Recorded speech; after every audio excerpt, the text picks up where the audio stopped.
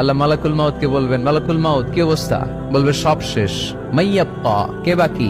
মালাকুল মাউত বলবে জিনেরা বাকি, যাদেরকে দেখা যায় না। আল্লাহ বলবেন জিনদেরকেও শেষ করে ফেলো, রুহু কবজ করো। মালাকুল মাউত আজরাইল জিনদের রুহু কবজ করবে। আল্লাহ এবার জিজ্ঞেস করবে, ইয়া মালাকাল মাউত আখবিরনি মাইয়াব্বা, এবার বলো আর কে বাকি? মালাকুল মাউত বলবে, আল্লাহ মানুষগুলো সব শেষ, জিনগুলাও শেষ, এবার বাকি ইবলিস শয়তান। কে বাকি? ইবলিসরেও শেষ করো, ইবলিসও শেষ। আল্লাহ আবার জিজ্ঞেস করবেন, ইয়া মালাকাল মাউতি মাইয়াব্বা, আর কে বেঁচে আছে বলো?